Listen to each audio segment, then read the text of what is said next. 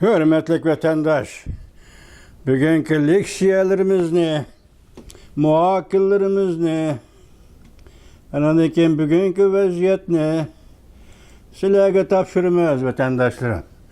Bu filmni kögöz oturanlar. Bugün çizgiler 2025 yıl 1. ayının 19. günü. Bugün 1. ayının 19. günü. Bunun da 4 yıl burun dal şundaq 1. ayının 19. günü de Amerika Qo'shma Shtatlarning şu vaqtki prezidenti şu vaqt shuni aytganda Donald Trumpning davlat ishlar kotibi Mike Pompeo Xitoy hukumati yoki Jungo hukumati Shinjongda, Uyg'uristonda qirg'inchilik, so'yqirib, Uyg'urni qirg'in qilib o'tadi deb jakarlagan edi, e'lon qilgan edi. Hem 2020 yılı şundaqla yani şu devlet işler katibi, sabık devlet işler katibi Mike Pompeo Uygurlarını terörist tizimliginden öçürüp taşlagan edi. Yoki teröristlar tizimliginden öçürüp taşlagan edi. Bunda paket yok deb ispatlagan edi vatandaş. Şu münasebet bilen bugün sizlerine aldığınlar 2021 yılı 1. ayının 19. günüden bugünkü hesaplaganda 2005 yılı 1. ayının 19. günügacha 4 yıl bu gün Uygurlar tarixida xotirlashga tegishli kun. Bu gün Uygurlar tarixida daftarga elib, qalamga elib, yanchiqqa selib qo'yishga tegishli bir kun. Çünkü dünyadaki en çok devlet, en büyük bir devlet Amerika Qo'shma Shtatlari Uyg'urning bu millatning hozirgi kuniga Xitoy mustamlika tuzumi sharoitida Uyg'urning ko'rayotgan kuniga tortayotgan dard alamlarga javob qaytirib ashundaq degan edi. Biz bu to'g'ri ayrim to'xtalamiz vatandaşlar tuniga ulgurmay qoldik. Kechiringlar buning uchun. Bugün sizlarga so'zlaydiganimiz andattiganlikka Amerika Qo'shma Shtatlarida yangi saylangan prezident Donald Trump murosim o'tkazib, vazifa topshirib oladigan va qasam berib Oqsaroyga kiradigan bir kun, Oqsaroyga kiradigan bir kun, xosiyatli bir kun, ya'ni har yilda, yoki har yil emas, 4 yilda bir qatam Amerikada elib beriladigan saylam va bu saylamda saylanadigan prezidentlarning tartibi, ish topshirib elish tartibi, vazifa topshirib elish tartibi. Ata 1. ayının 20. günü Amerika Qo'shma Shtatlari Davlat Majlisining zaliyalik, gumbazlik zalida cho'ng bir o'tirdagi naq maydon yoki jumaloq bir cho'ng zalda o'tkazildigan bo'ldi. Çünkü yaqindan beri havo rayida ertadan boshlab, bugundan boshlab qattiq sovuq ekan.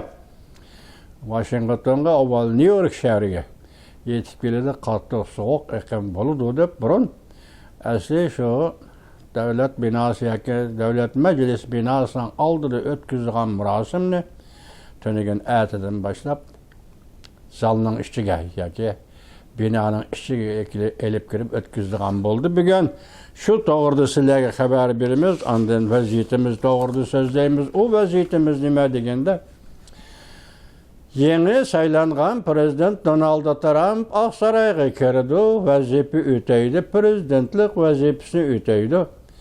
Uyg'urning taqdiri nima? Bugungi va Uyg'urning taqdiriga ko'ngil bo'lish qanchalik va biz prezident Trumpdan nimalarni kutamiz? Fakat prezident Trump hükümetinden nimalarni kutamiz Uyg'urlar?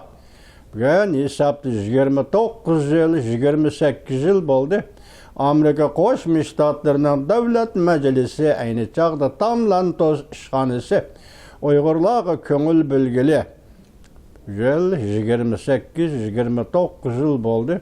Şunun biri Amerika Qo'shma Shtatlari ko'ngil bo'lib keldi endilikda. Yani karakter cihetini aytganda qaysar bir adam uslub ve karakter hizmet uslubidan aytganda keskin bir adam Donald Trump prezident bop Aksaray'a kirip biz bu hükümetten Uygurlar nemelerini talep kılımız ve nemelerini kütümüz. Şu doğruda sözdeyimiz vatandaşlarım. Mesela mavzumunda Prezident Trump slobi ve yeke Prezident Trump karakteri vazife olturuş küne kaysı noktalara itibar bilen qaraymiz. Mavzula haber 1. ayının 19.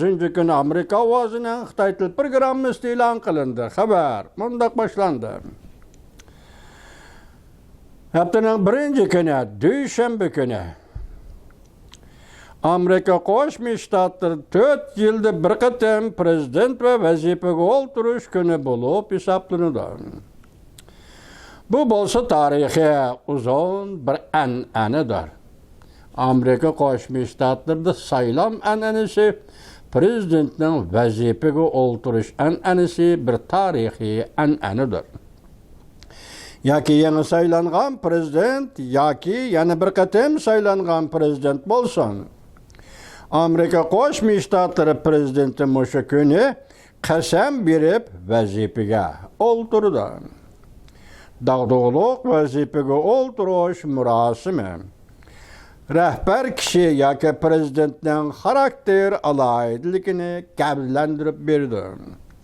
Tövende sözleydiğimiz Amerika'da keyin yana prezident bulup saylangan Donald Trump murasim ötküzüp, vazifege olturuş murasimi ötküzüp, qasam berip, Amerika'nın 47. növbetlik prezidenti bulup, Aksaray'a kiradigan tantanalik bir ko'rinishdir.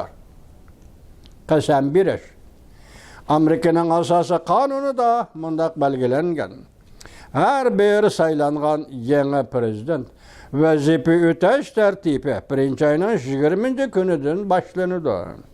Prezident bu günü çoğum qasam berip vazifege olturuşu kerak. Agar vaqt yakshanba kuniga to'g'ri kelib qolsa, yani shundoq aytdiki, çoğum bir kun kayniga kechiktirilishi kerak. Bu yil yakshanba kuni kelib qolmadi. 1. ayının 20. günü ata Düşenbe haftanın 1. günü vatandaş. Qasam berish haftanın 1. günü Düşenbe günüdün başlanışı kerak. Yaqinqi yillardan beri her bir navbatlik prezidentlar Amerika Qo'shma Shtatlarning haybatlik davlat majlisi, yani gümbazlik binanın oldidagi gullik bog'chida o'tkaziladigan bo'lgan edi. Bu gullikda vaqtliq sahna qurilatdi. Bu yil havo rayi ma'lumotida sovuq iqlim kiradiganligi to'g'risida xabar berilib, shunlashqa vazifege olturuş murasimi bu binanın içindeki keng ketken yumaloq zalga o'rinlashtirildi. Prezident qasam berganda odatda Amerika Qo'shma Shtatlari Oliy sud tunji qonun amaldori yoki boshlamchi qonun amaldori prezidentning murosimda qasam berib vazifege olturishiga riyosatchilik qiladi. Bu qatam haftanın 1. günü Düşenbe Oliy sud qonun amaldori John Roberts 2. qatam prezident Donald Trump'ning murosimda qasam berib vazifege olturishiga riyosatchilik qiladi. Muavin prezident Vance ham mushu kuni qasam berib vazifege olturdi. Murosimi qatnashadigan mehmonlar o'cha xarakterlik Cumhuriyetçiler Partisining a'zosi bugungi prezident Donald Trump bu murosimga hozirgi zamon fan texnika katta başlarini qatnashishga taklif qildi. Masalan, Elon Musk, dünya bo'yicha yana 2. boyvachcha Jeff Bezos, dünya bo'yicha 2. boyvachcha Jeff Bezos. Ondan keyin Zuckerberg.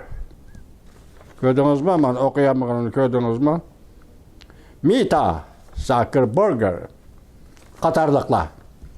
Amerikanın sabıq prezidentleri Bill Clinton ve rəfiqisi Hillary Clinton hanım. Yani sabıq devlet işler katibi Hillary Clinton hanım. Ondan sabıq prezident George W. Bush, sabıq prezident Barack Obama qatarlıq sabıq prezidentler bu qatar murasımğa qatnışıdı. Teklif kılınğan çet el rəhbərlərdən İtaliyanın veziri Meloni hanım, Vengriyanın veziri Viktor Orban, Argentina prezidenti Javier Milei, Cungunun reisi Xi Jinping'in alaydı vekili Han Jin, Tayvan'ın prezidenti Lai Ching-te'nin alaydı vekili Han Kuo-yu qatarlıqlar Prezident Donald Trump'ın vazifege olturaş murasımıga qatnışıdır.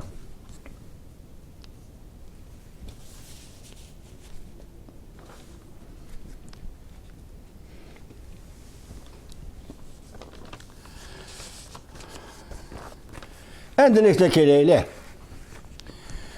Emili paket ve aldığımızdaki müşahriyallıkta körülü vatkan yoki o'tirib chiqayotgan ishlarning o'zigila baho berganda vatandosh Uyg'urlarga bu bahor, ya'ni 2025 yillik bu bahor hisobda bahor kirdi vatandosh. Uyg'urlarga bu bahor 2025 yilning bahori qanday boshlandi? Yangi saylangan prezident Donald Trump Oqsaroyga kirganda biz Uyg'urlar prezident Trump hukumatidan nimalarni kutamiz? Hazır Uygurlar arasında yoki Uygurlar shunda o'ylashi kerak vatandosh. Yangi hükümet saylandı. Endi tashqi siyosatda, endi gavdilik hozirgi kunda Tibet to'g'risidagi siyosatda, Uyg'ur to'g'risida siyosatda qanday o'zgarish bo'ladi? Buna diqqat qilishimiz to'g'ri keladi. Diqqat qildik va diqqat qilamiz vatandosh. Biz prezident Trump hukumatidan nimalarni kutamiz? 2020 yılı 6. ayının 17. günü Uyghur Kişilik Hukuk Siyaset Kanunu'na imza koygan prezident Donald Trump idi. 2021 yılı del muşu günde 1. ayının 19. günü Donald Trump hükümetinin yukarı derecelik emeldarı sabık devlet işlakatı Mike Pompeo Uygurlar doğrusu toxtulup Xitay hükümeti Uyguristan'da yani Şinjan'da soykırı Uygur kırgınçılık elip berivatıdı degen idi. Ve onundan sel burun Uygurlarını terörist degen qarı tizimlikne. Qarı tizimlikten Uygur degen isimni öçürüp bunday paket yok. Uygurlarını terörist degen bunday paket yok degen idi. 2019 yılı 9. ayda Prezident Donald Trump İlhan Toxtu'nun kızı Cevher Hanım'ni Birleşken Devletler Teşkilatı'nın umumi yığınıga elip kirdi. Hem de bugün. Yani qarab bakaylı vatandaşlar. Prezident Trump'ın Tashqi ishlar ministri bulup tayinlangan namzati. Bu Tashqi ishlar ministri bu xata isim bulup qaptı vatandaşlar. Asli to'liq tarjimada Uyg'ur tilida o'zlashtirganimiz bo'yicha hozirgacha qanday o'zlashtirgan bo'lsak, shuni ishiltayli. Bu ministr, tashqi ishlar ministri degan gap yo'q Amerikada. Amerika Qo'shma Shtatlari davlat ishlar kotibi. Uyg'ur tili qaltis chiroyli tarjima qilingan. Buni turklar nima deb tarjima qilgan ekan desanglar, Amerika Birleşip Devletleri. Bu tarzı muvafiq tercüme emas. Uyghur tiliga shunday güzel tercüme qilingan. Masalan, Amerika Qo'shma Shtatlari davlat ishlar kotibi. Bu yerda tashqi ishlar ministri degan gap yo'q. Vatandoshlar, muxbir do'stlar bunaqa diqqat qilinglar. Namzati Marco Rubio Xitoyning Amerika uchun eng cho'ng tahdid ekanligini ogohlantirdi. Mavzuli xabar 1. ayning 17. kuni Erkin Osiyoning Uyghur tili programmasi e'lon qilindi. Marco Rubio guvohlik so'zida biz Xitoy Kompartiyasining dunyo tartibiga qatnashishni qarshi oldik. Ular Bunun barlık nimetlerden toluq bahriman bolgan bolsunmu, lekin Cungo hükümeti mesuliyet ve mecburiyetlerini ada kılmadı. Aksi ola dünyada, yani Cungoluklar dereceden taşkırı devletlik ornuğa erişiş yolunda bastırış elip beriş, yalğançılık, aldamçılık, hakkarlık ve oğurluk kılış katarlık vasıtalarını kullandı. Ola Cungoluklar bunu bizning bedelimiz ve özdeültideki xalqning tölegan bedeli üstüge elip bardı. Marco Rubio amelini tasdiqlash Marco Rubio amelini tasdiqlash guvohlik berish yig'indi. Yani mundaq ko'rsatdi. Xitoyning kuchiga hozirgidek zo'r tahdidga aylanishini Amerika'nın nurgun cihetleri onunğa, yani Xitayga yol qo'yishi keltirib chiqarganligini, hatta Xitoyning Uyg'urlarga qabohatlik jinoyatlarni ishlashiga yo'l qo'yilganligini ta'kidladi. Amerika Qo'shma Shtatlari Prezident Donald Trampning yuqori darajalik amaldorlikqa davlat ishlar kotiblik amaliga tayinlangan Marco Rubio Kengash Palatasida o'tkazilgan qarab chiqish ve amaldorlikqa tasdiqlash guvohlik berish yig'inida mundaq ko'rsatdi. Biz yillardan beri Xitoyning taraqqiy qilayotgan davlat qiyofatiga kirib olib, sodada davomli aldamchilik qilishiga, iqtisodiy jihati kengaymichilik qilishiga qarab turib yo'l qo'ydi. Ular Janubiy dengizdagi taqim orollarni harbiylashtirish ve nüfus o'rinlashtirishga yolg'onchilik qildi. Biz yillardan beri bunga jiddiy muomala qilib, keskin tadbir olg'icha Uyg'ur musulmonlarining kishilik huquqlarini dafsanda qilishiga yo'l qo'yganligimiz buning bir misolidir. Uyg'urlar masalasi de ularning ustida dunyodagi eng og'ir qabihlik sodir qilingan bo'lsa-mu, ama yıllardan beri hiç kim buna tilga olmadı. Kişilik hukuk meselesiga emas. Hatta Uyg'urlarni qulla emgekiga selib, Xitoyning tuvar ishlab chiqarishiga majburiy ishlatgandimi, buning yo'l qo'yildi. Marco Rubio mundaq ta'kidladi. Şuna Amerika hozir buning chatig'i bilan haplashmoqda.